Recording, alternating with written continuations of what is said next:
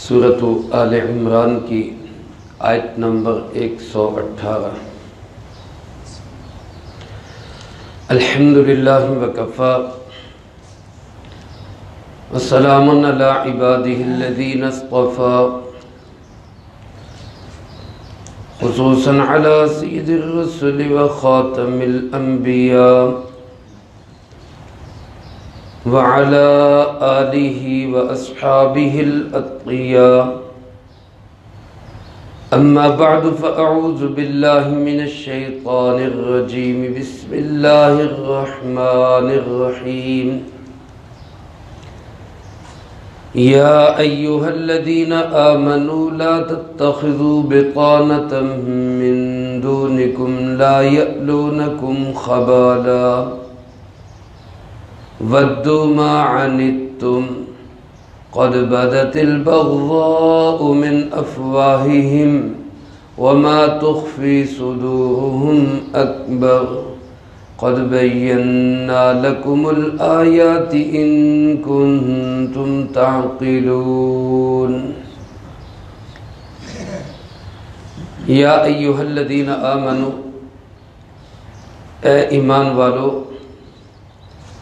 لا تتخذوا بطانہ، مت بناؤ جگری دوست، من دونکم، اپنے مسلمانوں کے علاوہ کسی کو، لا یألونکم خبالا، کہ وہ کسر نہیں چھوڑتے تمہیں نقصان پہنچانے کی، ودوا ما عنتم، وہ لوگ تو چاہتے یہ ہیں کہ تم مشقت میں رہو، قد بدت البغضاء من افواہہم، یقیناً ظاہر ہو جاتی ہے نفرت ان کے منہ سے، وما تخفی صدورہم اکبر، اور جو ان کے سینوں میں ہے چھپی ہوئی وہ تو اس سے بھی بڑی ہے، قد بینا لکم الآیات، یقیناً ہم کھول کے بیان کرتے ہیں تمہارے لیے آیات، ان کنتم تعقلون،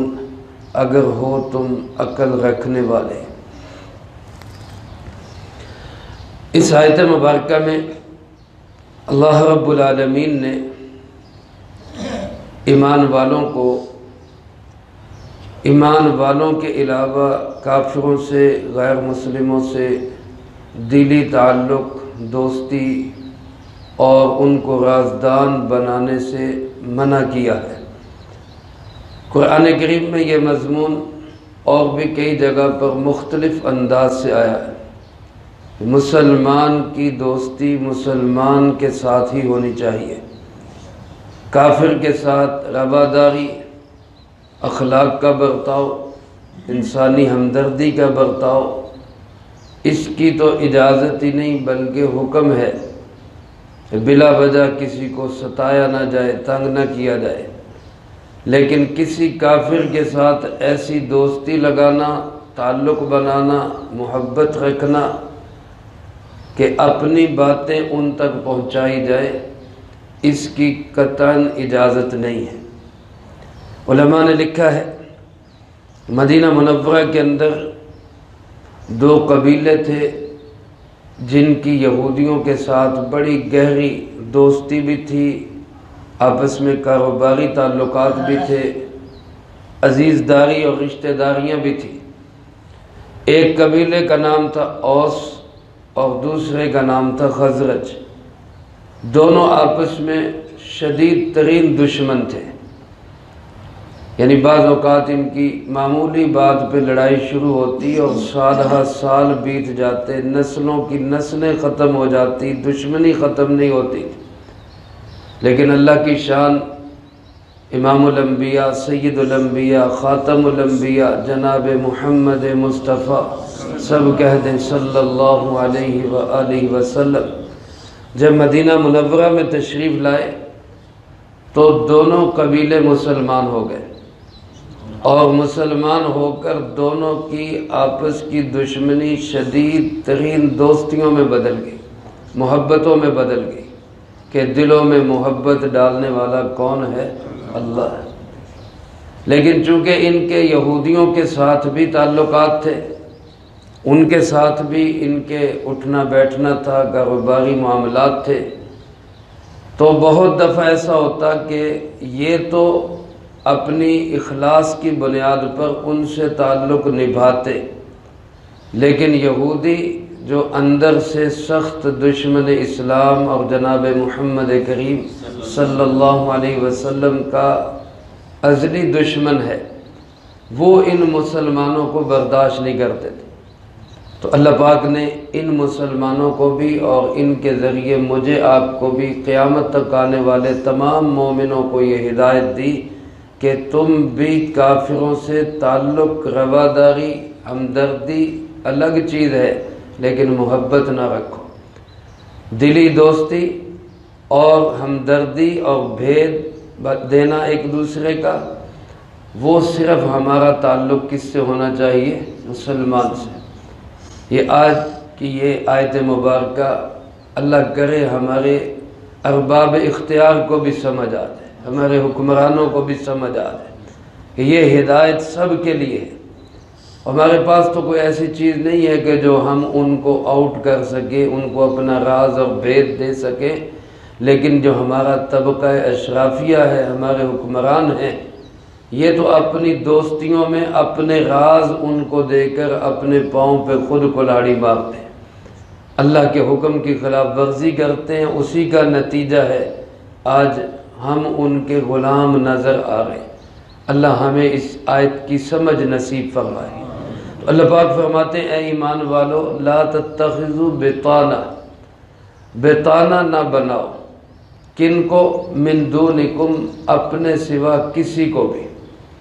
بطانہ کس کو کہتے ہیں؟ علماء نے اس کے دو معنی لکھے ہیں، ایک معنی ہے مخلص دوست اور دوسرا معنی ہے بھیدی۔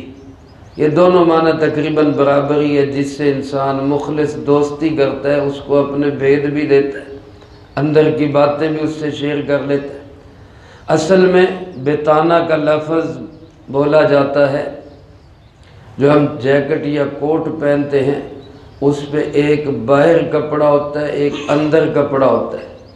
جو اندر کپڑا لگا ہوتا ہے اس کو کہتے ہیں عربی میں بطانہ، چونکہ وہ جسم کے ساتھ جڑا ہوتا ہے اس لیے اس کو کہا جاتا ہے اندر کا کپڑا، اندر کا استر۔ تو اسی سے پھر یہ لفظ جو ہے مخلص دوست کے لیے، جس کو اندر کی باتیں بتائی جاتی، اس کے لیے یہ لفظ استعمال ہوتا ہے۔ سرکار دو عالم صلی اللہ علیہ وآلہ وسلم نے انصار مدینہ، ایک تو مہاجرین تھے مکہ مکرمہ کے، ایک مدینہ منورہ کے انصار تھے۔ آپ نے فرمایا کہ باقی سب لوگ میرے باہر کا لباس ہے، انصار مدینہ میرے اندر کا لباس ہے۔ انصار سے آپ کو بہت محبت تھی، تو سرکار دو عالم صلی اللہ علیہ وسلم نے بھی ان کو اندر کا لباس قرار دیا۔ اسی سے بطانہ سے معنی علماء نے نکالا ہے مخلص دوست، بھیدی، جس کو راز بتایا جائے، جس سے اندر کی باتیں شیئر کی جائے۔ اللہ پاک فرماتے ہیں یہ اپنے سوا کسی کو نہ بناؤ، صرف مسلمانوں سے ایسا تعلق رکھو، باقی کافروں کو نقصان ہم نہیں پہنچاتے۔ یہاں ہمارے پاکستان میں بہت ساری کمیونٹیز ہیں، اس میں ہندو بھی ہیں، عیسائی بھی ہیں، اور بھی دوسرے غیر مسلم ہیں، لیکن مسلمانوں نے کبھی بھی ان کو نقصان پہنچانے کی کوشش نہیں کی۔ وجہ کیا ہے کہ اسلام رواداری کا درس دیتا ہے، اسلام مل جل کے رہنے کا درس دیتا ہے۔ سرکار دو عالم صلی اللہ علیہ وسلم نے فرمایا جو کسی بھی ذمی کو، ذمی کہتے ہیں جو مسلمانوں کے ملک میں کافر زندگی گزار رہے ہو، اللہ کے محبوب نے فرمایا جو صلی اللہ علیہ وسلم جو کسی بھی ذمی کو بلا وجہ نقصان پہنچائے گا تو قیامت کے دن اس ذمی کا مقدمہ میں لڑوں گا اللہ کی بارگاہ کے اندر۔ اور مفہوم حدیث یہ ہے کہ جس کے خلاف میں مقدمہ لڑوں گا اللہ مجھے ہی غلبہ دے گا، آپ صلی اللہ علیہ وسلم ہی غالب ہوں گے۔ تو ہم مسلمان، ہمیں اس ہدایت پہ عمل پیرا ہونا چاہیے، اور الحمدللہ ہم ہوتے ہیں کہ ہم کسی کو نقصان نہیں پہنچاتے، لیکن یہ بھی ذہن میں رہے کہ ہمارا ان سے تعلق ایسا نہیں ہونا چاہیے کہ ہم اندر کے راز ان کو دینے لگ جائیں، ان کو اپنے ملک کے اقتدار پہ بٹھا دیں یا ان کو کلیدی عہدوں پہ لے آئیں۔ امام شاہ ولی اللہ رحمۃ اللہ علیہ نے ازالۃ الخفا میں لکھا ہے، حضرت عمر رضی اللہ تعالیٰ عنہ کا ایک غلام تھا جس کا نام وسیق تھا، اور حساب کتاب کا وہ بڑا ماہر تھا، روم کا رہنے والا تھا، حساب بھی بہت تھا، دماغ اس کا بڑا کمپیوٹر کی طرح چلتا تھا۔ حضرت عمر رضی اللہ تعالیٰ نے اس کو کہا کہ بھائی تم اسلام قبول کر لو تو میں تمہیں آزاد بھی کرتا ہوں اور تمہیں کوئی اہم ذمہ داری بھی دیتا ہوں۔ اس نے کہا جی نہیں، میں اسلام قبول نہیں کرتا۔ حضرت عمر رضی اللہ تعالیٰ عنہ نے اس کو کوئی ذمہ داری نہیں دی۔ بعض لوگوں نے کہا بھی کہ اس کو آپ اپنا منشی رکھ لیں، اپنا سیکٹری رکھ لیں۔ حضرت عمر نے فرمایا نہیں، پھر تو میں اس آیت کے خلاف عمل کرنے والا بن جاؤں، میں تو اس کو بیتانہ بنا لوں گا، بیدی بنا لوں گا، پھر ہمارے راز آؤٹ ہوں گے۔ آج ذرا ہمارے حکمران سوچیں ہم نے کہاں کہاں کس کس کو نہیں بٹھا رکھا، اس کا نتیجہ ہے آج ہماری چولیں ہلی ہوئی ہیں۔ اللہ ہمارے ملک کی حفاظت فرمائے۔ تو حضرت عمر رضی اللہ تعالیٰ عنہ کے اس عمل سے دو چیزیں ثابت ہوئی، ایک تو یہ کہ اسلام قبول کروانے کے لیے مسلمان کبھی زبردستی نہیں کرتا، لا اکراہ فی الدین پہ مسلمان عمل پیرا ہوتا ہے۔ حالانکہ وہ غلام تھا اور حضرت عمر رضی اللہ تعالیٰ عنہ امیر المومنین تھے، چاہتے تو زبردستی بھی اس کو کلمہ پڑھا سکتے تھے، لیکن اسلام میں ایسا نہیں ہے۔ دوسری بات یہ بھی معلوم ہوئی کہ ایسے لوگوں کو ملک کی کلیدی عہدوں پر فائز نہیں کرنا چاہیے، بڑے عہدوں پہ ان کو نہیں لگانا چاہیے تاکہ یہ ہمارے اسلام کو، مسلمانوں کو نقصان نہ دے۔ تو اللہ رب العالمین فرماتے کہ لا یألونکم خبالا، ان کی سرشت اور فطرت یہ ہے کہ یہ تمہیں نقصان پہنچانے کی کوئی کسر نہیں چھوڑتے، کہیں موقع ملے ان کو یہ تمہیں ضرور گزند پہنچاتے۔ آج ہمارے ملک میں جو مرزائی ہیں، قادیانی ہیں، ان کی صورتحال بالکل یہی ہے، وہ کوئی موقع نہیں جانے دیتے کہ جس پہ وہ مسلمانوں کو نقصان نہ پہنچائے، اور مسلمانوں کا، پاکستان کا کوئی نقصان ہو تو ان کی خوشی وہ دیکھنے والی ہوتی ہے۔ 1965 کی جنگ کے اندر جب پورے ملک میں بلیک آؤٹ ہوتا، یہ قادیانی روشنیاں جلا کے ہندوستان کو موقع فراہم کرتے تھے یہاں بمباری کا۔ اور 1971 میں جب ہمارا ملک دو ٹکڑے ہوا تو یہاں چناب نگر میں سابقہ ربوہ کے اندر وہ یوں کہہ لیں کہ گھی کے چراغ جلائے گئے، مٹھائیاں بانٹی گئی۔ تو یہ لوگ ایسے ہیں جو مسلمانوں کو نقصان پہنچانے میں کوئی کسر نہیں چھوڑتے۔ اللہ پاک فرماتے تم کیوں ان سے دوستیاں رکھتے؟ وَدُّوا مَا عَنِتُّمْ، فرمایا یہ تو چاہتے یہ ہے کہ تمہیں ہمیشہ مشقت میں رکھیں، تم پریشانی میں پڑے رہو، تمہارے لیے مسائل ہی کھڑے رہے، کئی معاشی مسائل، کئی سیاسی عدم استحکام، کہیں آپس کے لڑائیاں جھگڑے، یہ تو چاہتے یہ ہے کہ تمہیں اس میں الجھا کے رکھیں۔ اور اللہ پاک فرماتے ہیں قَدْ بَدَتِ الْبَغْضَاءُ مِنْ أَفْوَاهِهِمْ، ان کے منہ سے ان کی نفرت کبھی کبھی ظاہر بھی ہو جاتی۔ آج میرے عزیز دوستو، دینداروں سے، علماء سے، نیک لوگوں سے جو یہ لوگ نفرت رکھتے ہیں لیکن اس کا اظہار نہیں کر پاتے، تو کبھی کبھی ایسی ان کی منہ سے ان کی نفرت ظاہر ہو ہی جاتی ہے۔ پچھلے دنوں آپ نے دیکھا ہوگا ایک خاتون جس نے قرآن کریم کے حروف کی شکل میں ایک لباس پہنا، اب اس پہ الحمدللہ مذہبی لوگوں نے، علماء نے اس خاتون کا تحفظ کیا، اس کو پبلک سے بچایا اور اس کو تحفظ دے کر وہاں سے نکالا، لیکن چند لوگوں کی نادانی کی وجہ سے اب ہوا کیا کہ توپوں کے منہ کھل گئے اور سارا نزلہ اسلام پر، مسلمانوں پر، علماء پر، دینی لوگوں پر کہ جناب یہ ایسے ہیں، یہ ایسے ہیں، یہ ایسے۔